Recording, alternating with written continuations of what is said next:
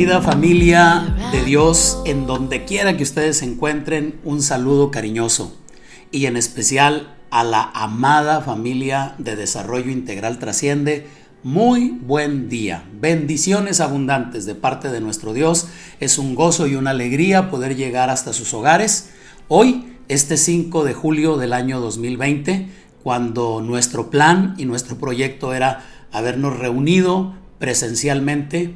Me vi en la necesidad de tomar la decisión en estos días pasados de suspender la reunión presencial debido a las recomendaciones que tanto nuestro gobierno como la Secretaría de Salud emitieron, recomendando que a causa de la elevada cantidad de contagios del virus corona, nos han sugerido evitar las reuniones nuevamente, y creo que es prudente y que es sano que permanezcamos en casa.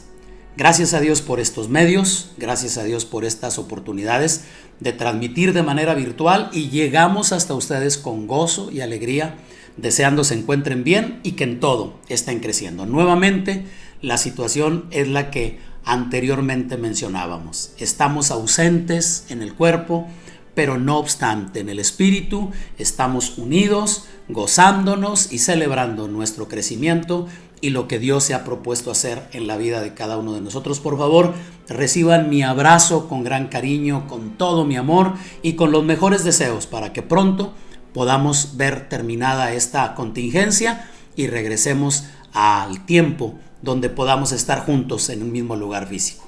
Gracias por tomar tiempo para sintonizarnos, y el día de hoy llego hasta ustedes con el deseo de que esta reunión edifique su fe, edifique su vida, y sigamos creciendo en el conocimiento de la vida que nos ha sido impartida en Cristo, para así entenderla, para así representarla dignamente y para así compartirla con aquellos que todavía no la conocen. Vamos a comenzar nuestra reunión de este domingo.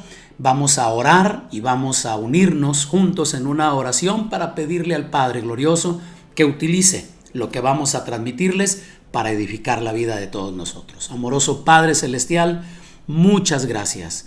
Gracias por la bendición de poder realizar esta transmisión y de poder llegar a los hogares donde se encuentra toda esa maravillosa gente que te ama y que juntamente conmigo te damos gracias por lo que tú estás haciendo, por lo que te has propuesto hacer en nosotros y a través de nosotros en la vida de otras personas. Ponemos en tus manos este tiempo de reunión virtual para que tú con tu poder lo utilices y sigas haciendo crecer la obra que el Espíritu Santo está haciendo en cada uno de nosotros. Que tú, mi amado Rey, con tu poder, con tu gloria, con tu gracia, nos equipes para que podamos avanzar en todo lo que es necesario saber como hijos tuyos, a fin de ser efectivos en nuestra colaboración con el propósito eterno y sobre todo dando a conocer la obra que por medio de Cristo has realizado en nosotros. Padre eterno, en tus manos ponemos este tiempo, a ti damos honra y gloria, en el poderoso nombre de Jesucristo nuestro Señor.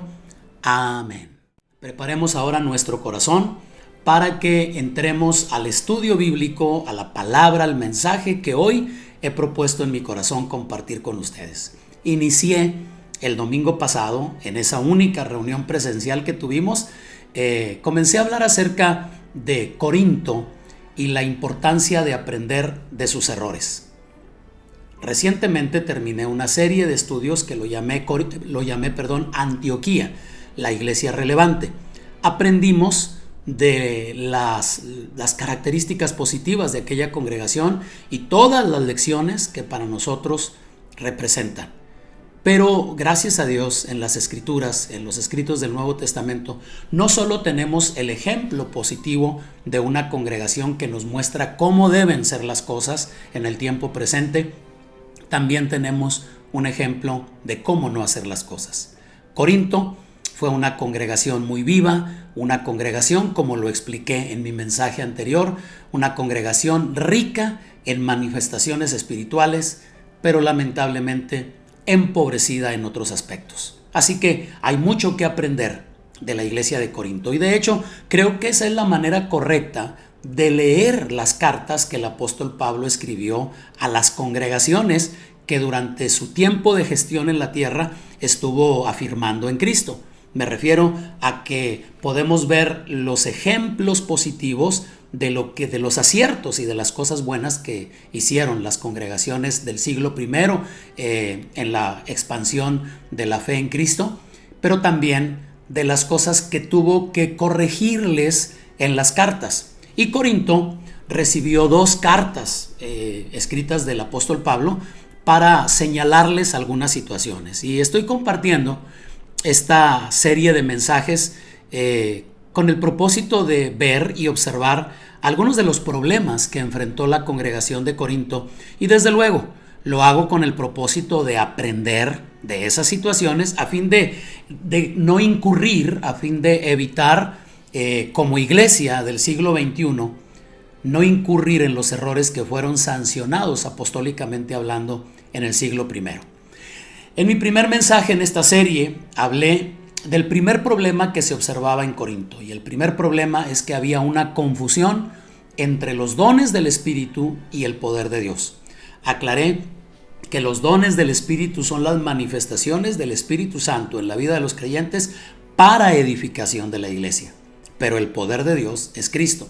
Y aclaré que el poder de Dios es para la formación del carácter de Cristo en los creyentes, mientras que las manifestaciones espirituales son para la edificación mutua, son para que la iglesia avance como congregación. Pero el poder de Dios, una cosa que no debemos ignorar jamás, es que el poder de Dios es Cristo mismo. En esta misma carta, en la primera carta a los Corintios, precisamente el apóstol Pablo presenta ese argumento diciendo que los judíos pedían señales, los griegos buscaban la sabiduría, pero para nosotros, dice el apóstol, Cristo, poder de Dios y sabiduría de Dios. El poder de Dios está expresado y manifestado a través de Cristo. El poder de Dios es el que nos conduce a la formación de Cristo en nosotros. Las manifestaciones espirituales, los dones espirituales, son otro aspecto de la vida de los creyentes. Eso tiene que ver con la administración de las reuniones, la administración del tiempo en el que nos reunimos o en el que convivimos como parte de la iglesia de Cristo. Así que el primer problema que estaba presente en Corinto, que nosotros debemos evitar, es salir del engaño, escapar de la ignorancia, de confundir los dones del Espíritu con el poder de Dios. En este segundo mensaje dentro de la serie, quiero ahora hablarles del segundo problema que el apóstol Pablo sancionó a través de su primera carta. Y es que la congregación de Corinto, a pesar de que era rica en dones del Espíritu, tenía un segundo problema. Era una congregación integrada por gente inmadura. La inmadurez de Corinto es expresada en esta primera carta y sirve como un ejemplo para nosotros, los creyentes de esta época, para entender el valor y la importancia de alcanzar la madurez. He aquí un principio importante que pretendo transmitir con este mensaje. Este es el principio. Nuestra inmadurez revela el nivel de carnalidad que todavía estamos manifestando. Repito, nuestra inmadurez revela el nivel de carnalidad que todavía estamos manifestando. Todo lo que el Padre ha hecho por nosotros y para nosotros es una realidad en el ámbito espiritual. Todo lo que las Escrituras dicen, que somos nuevas criaturas, que somos ministros competentes de un nuevo pacto, que hemos sido aptos para participar de la herencia de los santos en luz, que fuimos trasladados de las tinieblas o de la potestad de las tinieblas al reino del amado Hijo de Dios. Todas esas cosas son una realidad, pero todas son una realidad en el ámbito espiritual. Pero como nosotros, los seres humanos que todavía estamos vivos en este planeta, como aún vivimos dentro de un cuerpo humano, estamos inmersos en un proceso de transformación en el que la meta de Dios es lograr que el alma o la mente, nuestra manera de pensar, se alinee a la realidad que en el espíritu ya es un hecho. A ver si lo estoy expresando de manera correcta. Todas las cosas que el Padre declara por medio de las Escrituras, que son nuestras, la vida eterna, somos nuevas criaturas, las cosas viejas pasaron, todas son hechas nuevas. Y todo esto que ya acabo de mencionar, todo es una realidad, pero en el ámbito espiritual. Solo que como nosotros estamos viviendo dentro de un cuerpo humano, mientras se nos conceda la vida en este cuerpo humano, estamos inmersos en un proceso de transformación. Esto lo vemos claramente expresado en las palabras del apóstol Pablo en la carta a los Romanos, capítulo 12, versículo 2, que la mayoría de ustedes no solo conocen, ya han memorizado. ¿Qué escribió el apóstol? No se conformen a este siglo, sino, atención, transfórmense por medio de la renovación de su entendimiento para que comprueben cuál sea la buena voluntad de Dios, agradable y perfecta. ¿Lo ven? Miren lo que dice el apóstol Pablo. No te conformes, pero transfórmate. Me conformo es me adapto a lo que me rodea, me transformo es supero lo que me rodea. Pero ¿cómo se logra esa transformación? El apóstol lo expresa. Dice que la transformación se logra por medio de la renovación de nuestro entendimiento.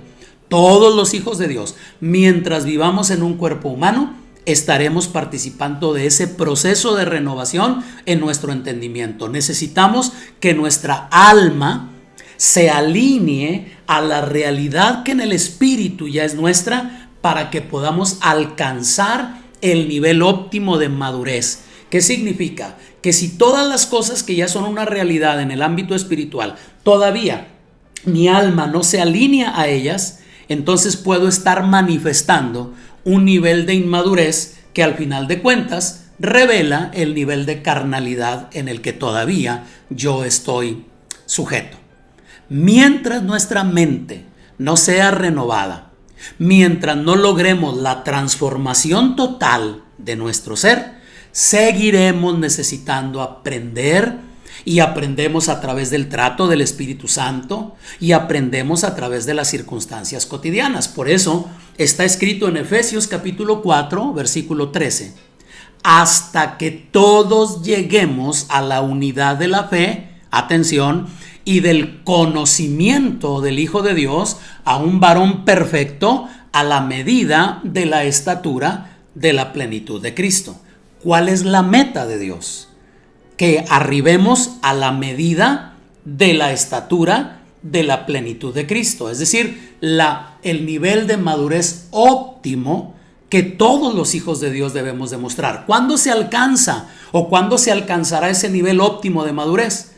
Cuando mi alma se renueve, mi mente se renueve, produciendo una transformación en mí que alinee mi área material, mi alma, mi manera de pensar con la realidad que hay en el Espíritu Santo. En el Espíritu, Dios ya no puede hacer más de lo que ya hizo por nosotros, pero en el alma es donde está el reto, es donde está el desierto, es donde está el viaje. Para salir de donde estábamos y llegar a donde Dios nos quiere llevar, necesitamos aprender a ser transformados por medio de la renovación de nuestro entendimiento. Este proceso va a continuar hasta que todos los hijos de Dios lleguemos a la unidad de la fe y al conocimiento del Hijo de Dios, hasta que cada uno de nosotros pueda proyectarse como un varón perfecto a la medida de la estatura de la plenitud de Cristo. Pastor, ¿y si me muero antes de que eso sea una realidad? Tranquilo, precisamente al morir, ¿qué hacemos? Se separa la parte espiritual de la parte material. ¿Y qué dije? ¿O qué nos enseña la Escritura? Que en el ámbito espiritual ya todas esas verdades son una realidad. Entonces, si muero, que muera en este proceso. Lo mejor que me puede suceder es precisamente poder decir, como en algún momento expresara el apóstol Pablo en sus cartas, no que ya lo haya alcanzado, no que ya sea perfecto, pero una cosa hago, olvidando lo que queda atrás, me extiendo hacia lo que está delante. Si en ese extenderme hacia lo que está delante, si en esa búsqueda de que mi alma se alinee con la realidad que en el espíritu ya me ha sucedido por medio del nuevo nacimiento, si en ese proceso muero, tranquilo, voy al plano espiritual donde ya toda la obra de Cristo es una realidad en mí. Pero mientras me sea otorgada la vida en esta dimensión, mientras la vida permanezca en mi cuerpo, estoy inmerso. ¿Cuándo terminará? Hasta que todos lleguemos a la unidad de la fe y del conocimiento del Hijo de Dios. En realidad, todos los hijos de Dios estamos participando de ese proceso.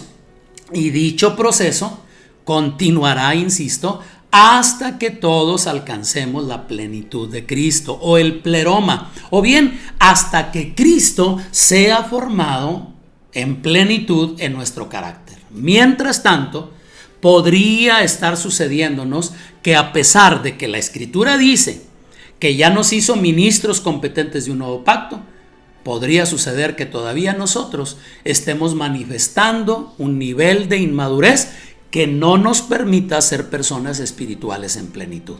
Ojalá que te resulte claro, ojalá que lo esté expresando de una manera efectiva. Bueno, en este sentido, hace unas semanas estuve compartiendo otra serie de mensajes. Ustedes saben, los que me escuchan con frecuencia, que me encanta, me gusta, son muchos años de estar haciendo las cosas de esta manera. Me gusta mucho enseñar por series de prédicas o series de enseñanzas. ¿Por qué? Porque es la única manera que yo he encontrado, por lo menos en mi contexto personal de aprendizaje, es la única manera de poder abarcar a plenitud los temas que se consideran importantes o valiosos para nuestra formación. Bueno, hace tiempo estuve compartiendo con ustedes una serie de mensajes acerca de el hombre según Dios, cómo ve Dios al hombre. Bueno, esa serie de mensajes abarcaba 4 contrastes sobre los cuales Dios nos muestra cómo Él ve al hombre. El segundo de esos 4 contrastes es precisamente el contraste entre el hombre natural y el hombre espiritual. En este caso, Pablo va a denunciar, como lo vamos a ver en un momento más, va a denunciar que los corintios tenían un problema serio en este sentido, en este particular. Primera de Corintios 2:14 dice: pero el hombre natural no percibe las cosas que son del Espíritu de Dios, porque para él son locura, y no las puede entender porque se han de discernir espiritualmente. Noten, el hombre natural no percibe las cosas que son del Espíritu de Dios, para él son locura, no las entiende. Y esta expresión hace contraste con lo que viene escrito en el siguiente versículo, en el versículo 15, que dice: en cambio el espiritual juzga todas las cosas, pero él no es juzgado de nadie. Para Dios, el hombre puede ser natural o puede ser espiritual. Y por natural se puede también entender carnal. Carnal o gobernado por la carne y los apetitos de la carne. En Colosenses 2:23 leemos: tales cosas tienen a la verdad cierta reputación de sabiduría, en culto voluntario, en humildad y en duro trato del cuerpo. Atención, dice, pero no tienen valor alguno, contra los apetitos de la carne. El hombre natural, el que no percibe las cosas que son del Espíritu de Dios, otra manera en que las Escrituras lo describen es como un hombre carnal. El hombre carnal es aquel que es gobernado, dominado por los apetitos de su carne. Ahora, notemos algo interesante en estas expresiones. ¿Cuál es la diferencia entre el hombre natural o carnal y el hombre espiritual? La Escritura nos dice que el hombre carnal o natural no percibe las cosas que son del Espíritu Santo. El hombre espiritual no solo las puede percibir, sino que le puede juzgar, ¿sí? Tiene la habilidad para poder juzgar las cosas, entenderlas. En su momento hablé de estas expresiones y las expliqué. Ojalá que me hayan escuchado para que podamos comprender esto y no detenerme más en este sentido. Bueno, el hombre natural o el hombre carnal, es decir, el que es gobernado por los apetitos de su carne y no por su espíritu, es esa persona que no puede discernir, que no puede entender las cosas que son de Dios. ¿Por qué? Porque está siendo gobernado por su carne. ¿Qué es una persona carnal? Es una persona que la gobierna su alma o la gobierna su carne, en el sentido de que todo lo que hace, lo que piensa, lo que hace, lo que decide, está encauzado a satisfacer las necesidades de su cuerpo, mientras que el hombre espiritual ha adoptado un estilo de vida superior, de tal manera que ya no es gobernado por su cuerpo, por su alma, sino por el trato del Espíritu de Dios con él o con ella. Y estoy explicando todo esto porque esta era una área de problema en la congregación de Corinto. ¿Cuál era la situación de Corinto? Bueno, por favor, recordemos. En mi mensaje anterior hablábamos acerca de Pablo reconociendo, apenas comienza la carta, ¿y qué hace el apóstol? Reconoce que los corintios en todo abundaban en los dones del Espíritu, de tal manera, dice el apóstol, que no les faltaba nada en cuanto a los dones. Pero inmediatamente tuvo que hacerles algunas correcciones.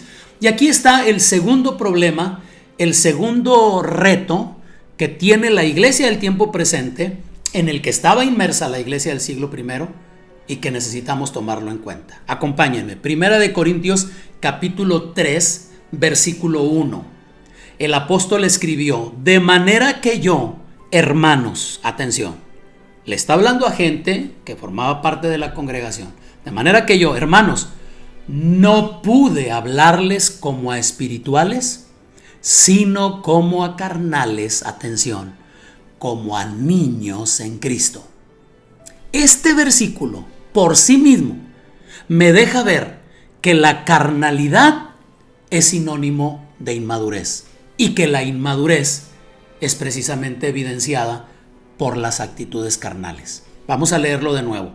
De manera que yo, hermanos, no pude hablarles como a personas espirituales, sino como a carnales, como a niños en Cristo.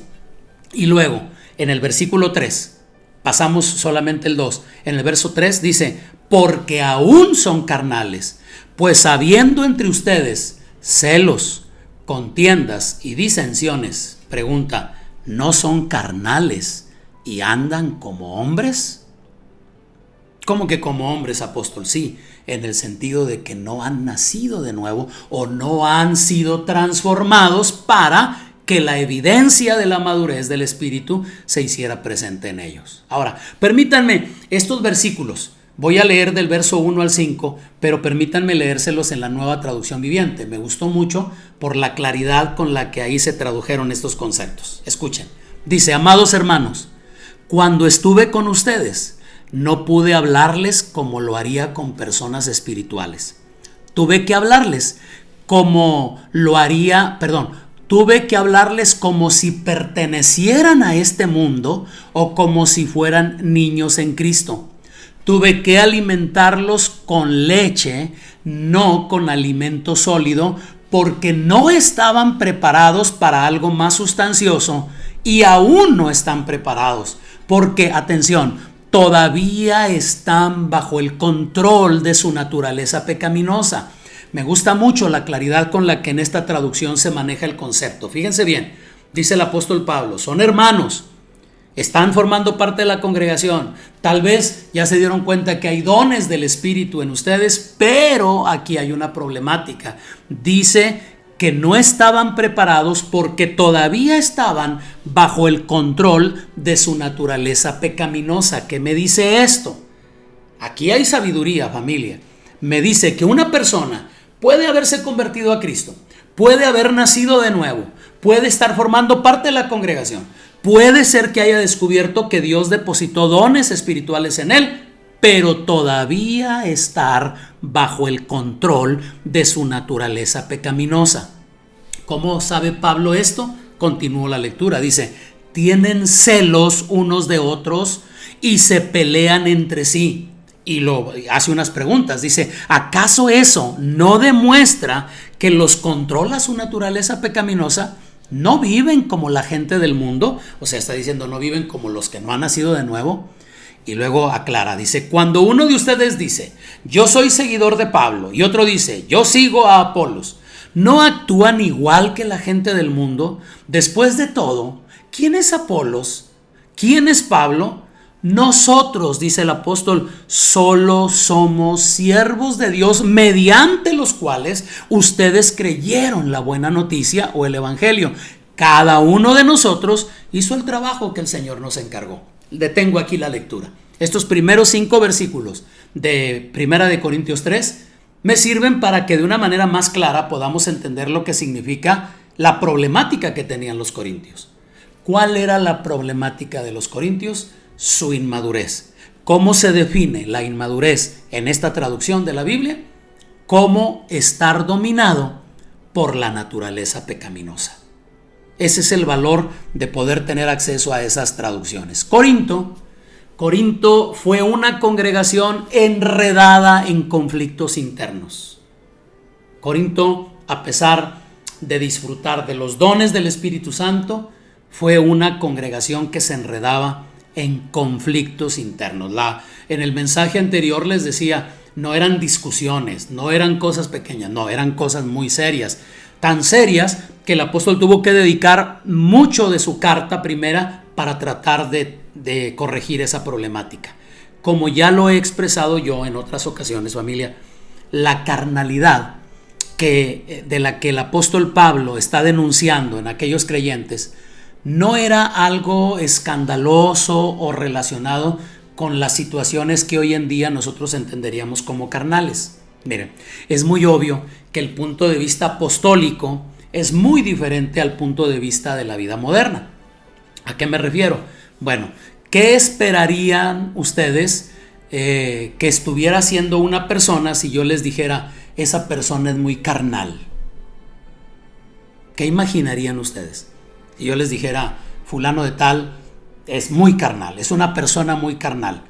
Creo que sin duda pensaríamos en una conducta escandalosa y de alguna manera lo más probable es que pensaríamos en algo que tuviera que ver con el ámbito sexual. Pero la carnalidad en la que estaban participando los corintios en realidad no tenía que ver con esos aspectos de sexualidad, tenía que ver con las discusiones en las que se enredaban por competir. Y lo que puedo ver al leer las escrituras es que la competencia de los corintios consistía en saber quién sabía más que otros, o tal vez sobre quién era más espiritual que los demás.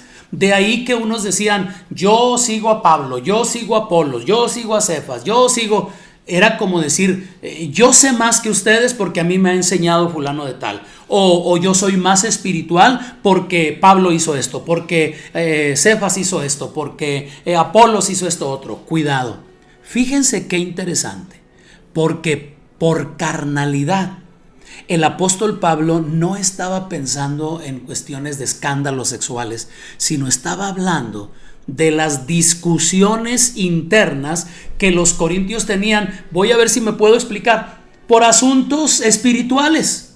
O sea, yo soy más espiritual que tú. Yo sé más que tú. ¿Cómo vas a saber más que yo? A mí me discipuló Pablo.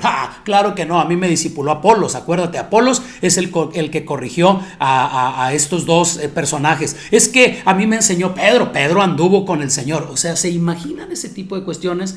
Y Pablo hace unas preguntas interesantes. Dice, porque aún son carnales, pues habiendo entre ustedes celos, contiendas y disensiones, ¿no son carnales y andan como hombres? O como lo dice la Nueva Traducción Viviente, tienen celos unos de otros y se pelean entre sí. ¿Acaso eso no demuestra que los controla su naturaleza pecaminosa? ¿No viven como la gente del mundo? La pregunta apostólica aquí es, ¿no son carnales? A ver, no sé si lo estoy expresando de una manera clara. En nuestra época moderna, si yo te digo, fulanito es bien carnal, tú vas a decir, ¿en serio? ¿Así de mal anda? ¿En qué líos anda metido? ¿Con qué personas anda haciendo cosas malas? No, para Pablo, una persona carnal o inmadura es la que se mete en discusiones absurdas tratando de presumir su nivel de entendimiento o su nivel de conocimiento. Y vaya que esto está presente en la iglesia del siglo XXI. En la actualidad, muchas personas, a veces conscientes y a veces inconscientes, como creo yo que pasaba con los corintios, están presumiéndose unos a los otros. Esta semana yo escuché al apóstol, esta semana escuché al profeta, esta semana escuché a fulano, esta semana a mí me enseñó fulano. Y eso, familia, a los ojos apostólicos, a la perspectiva del apóstol Pablo, para él eso era carnalidad. ¿Qué podemos deducir? Que en los corintios, en los habitantes de Corinto, en los que integraban la iglesia, había una actitud peligrosa. ¿Por qué? Porque los corintios, podría decir, no eran ovejas del rebaño, eran gallos del gallinero. Personas dispuestas a pelear si era necesario para defender sus puntos de vista, personas dispuestas incluso a llegar a un escándalo con tal de ganarle al otro o de demostrar que eran más sabios, más espirituales o más especiales que los demás. ¿Se dan cuenta? ¿Se dan cuenta que lo que estamos viendo, lo que les estoy compartiendo, es que se puede haber convertido a Cristo, puede estar formando parte de la iglesia, se pudo sentar a los pies de un buen maestro y todavía estar gobernado o dominado por la naturaleza pecaminosa? La naturaleza pecaminosa no es la que me lleva a los escándalos sexuales, es la que no me permite entender con madurez la obra de Cristo en mí. Si es genuina y si es auténtica la obra de Cristo en mí, en lo menos que me voy a meter es en discusiones absurdas, tontas, necias, por demostrar mi nivel de avance y de conocimiento. Eso constituye para la mentalidad apostólica una mentalidad carnal, ¿sí? Lo que nos separa de ser ovejas del rebaño y nos constituye en gallos de pelea, en gallos del gallinero. ¿Cuál es la lección para nosotros, los que formamos parte de la Iglesia de Cristo en este tiempo? Me parece a mí que lo que sucedía en Corinto está registrado para nuestro consejo, para nuestra consideración, obvio, para que no nos enredemos en la problemática que ellos tenían. ¿Qué es lo que revelan estas situaciones?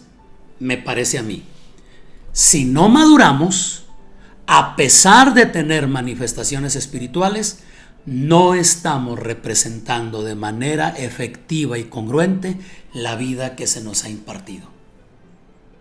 Necesito repetir esto. Escúchenlo con atención. Incluso les invito a que tomen una notita. Si no maduramos espiritualmente hablando, a pesar de tener manifestaciones espirituales en nosotros, no estamos representando de manera congruente la vida que se nos ha impartido. Necesitamos con urgencia extendernos hacia la madurez espiritual. Lo que Dios quiere hacer en nuestras sociedades, el impacto que Dios quiere tener en la vida de la gente que nos rodea, se verá avanzado o estancado con nuestro nivel de madurez, con la poca madurez o con el nivel correcto de madurez. Sí, desafortunadamente, conforme han pasado los años, conforme la Iglesia de Cristo ha permanecido en la tierra, muchas personas separan su madurez espiritual de las manifestaciones del Espíritu y creen que porque el Espíritu Santo se mueve en su vida y cuando ellos oran suceden cosas, creen que por eso es garantía de que ellos son maduros. Y lo que yo leo, la problemática que había en Corinto, me permite darme cuenta que no es así. Que yo podría estar viendo manifestaciones espirituales porque, insisto, las manifestaciones espirituales Dios las permite para la edificación de la congregación, para que la congregación avance como parte del cuerpo de Cristo. Pero el poder de Dios, que es Cristo, es para la formación de Cristo en nuestro carácter. Esto es algo muy importante. Ojalá que recuerden. Estuve también hablando de los obstáculos que impiden el pleroma de Cristo en el tiempo presente. Y el primero es el engaño, el primero es la ignorancia y el segundo es el engaño. Si yo no salgo de la ignorancia o no salgo del engaño, entonces puedo permanecer en una inmadurez permanente. Y esa inmadurez no me deja expresar de manera digna y de manera congruente la vida que me ha sido impartida. Demasiada inmadurez en muchos creyentes. Permítanme rápidamente compartir síntomas de inmadurez. ¿Cuáles son las características de una persona inmadura?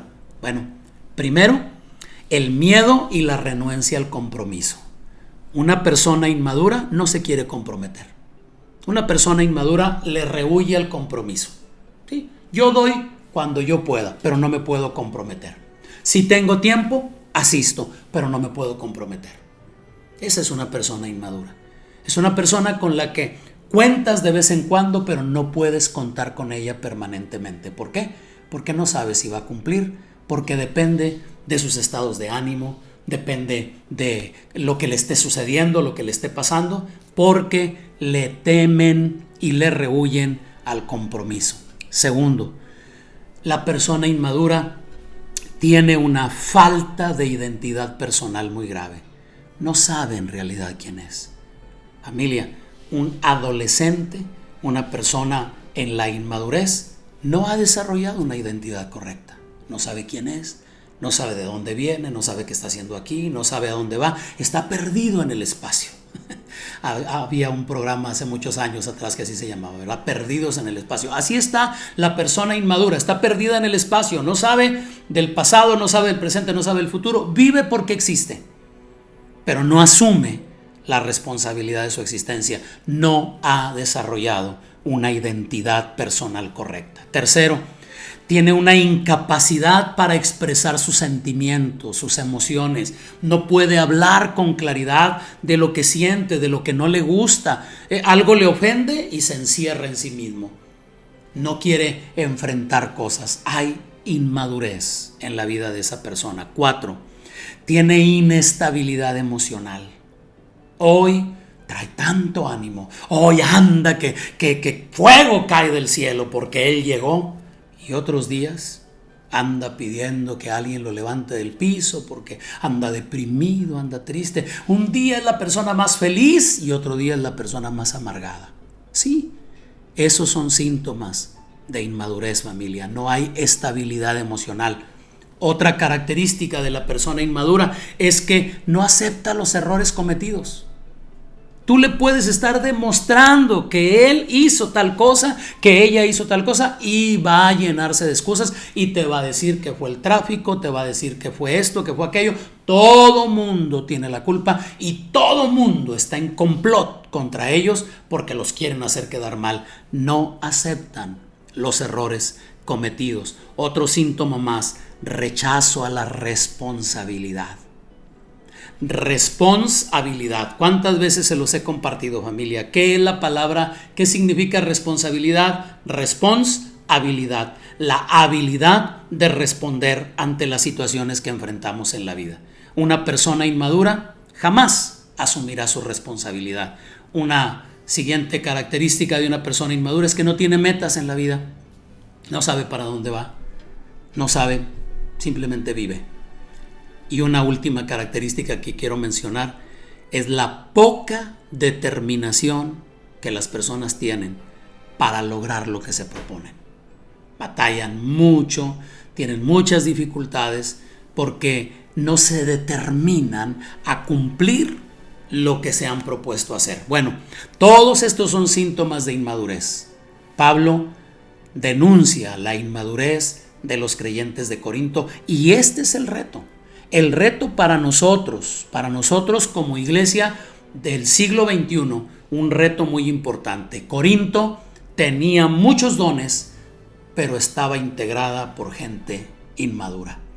Dios nos ayude para nosotros determinarnos a alcanzar la madurez para que no cometamos los errores que se cometieron en Corinto, para que demostremos de manera efectiva, de manera congruente, la vida que se nos ha sido impartida por medio de Cristo. Necesitamos con urgencia extendernos hacia la madurez espiritual. Recuerden esto, lo que Dios quiere hacer en nuestras sociedades modernas, se va a ver avanzado o se va a ver estancado, dependiendo de nuestro nivel de madurez. Si nos enredamos como los corintios lo hacían, si nos enredamos en tontas discusiones sobre quién sabe más, o quién está en la mejor enseñanza, o quién es su mejor cobertura, o cuánta fe tiene que logra hacer esto y logra hacer aquello, no hemos entendido la obra de Cristo en nosotros y podríamos estar cometiendo el error de la iglesia de Corinto. Como dije en mi mensaje anterior, hay que adquirir la sabiduría al menor costo, y esto solo se logra cuando aprendemos de los errores y de los aciertos de los demás. Por lo cual, les extiendo una amable invitación a orar al respecto y a pedirle al Espíritu Santo nos ayude a alcanzar nuestra madurez, a dejar la adolescencia espiritual para arribar a la etapa como adultos espiritualmente hablando, para no vernos enredados en la problemática de Corinto, porque toda la problemática de las congregaciones del siglo I ya fueron sancionadas. Esa problemática fue atendida, sancionada por las cartas apostólicas. Se supone que 20 siglos después no deberíamos estar inmersos en la problemática que enfrentó la iglesia del siglo I, pero ustedes y yo lo sabemos. Hay inmadurez en la iglesia del siglo XXI. Hay estos síntomas que acabo de mencionar: miedo al compromiso, falta de identidad personal, incapacidad para expresar sentimientos, inestabilidad emocional, no aceptar los errores cometidos, rechazo a la responsabilidad, sin metas en la vida y poca determinación para lograr cosas. Vaya que está presente en la iglesia del siglo XXI. Por eso Dios nos ayude. Y por favor no me malinterpreten. ¿Estoy juzgando a alguien? No. Soy el primero que se para frente a este espejo para reconocer situaciones que yo creo que no están presentes en mí, pero que todo el mundo las ve. Seamos sabios. Pidámosle al Espíritu de Dios nos ayude a alcanzar la madurez para que demos gloria a su nombre, para representar de manera digna y de manera efectiva la vida que nos ha sido impartida por medio de Cristo. ¿Me acompañan a orar? Pidámosle al Padre su ayuda, afirmemos este entendimiento para que Dios nos ayude a corregir y a avanzar. Padre amado, gracias por la riqueza y la abundancia que encuentro en las Escrituras, y gracias, Padre maravilloso, por permitirme entender estas cosas y poderlas transmitir por este medio a la iglesia que ha tenido a bien reunirse, a la iglesia madura, no a la iglesia inmadura que probablemente esté usando este tiempo para otro tipo de compromisos o de situaciones y que sabe que hay que apartar un tiempo para nuestro crecimiento espiritual. Padre, oramos porque nos ayudes a extendernos hacia la madurez.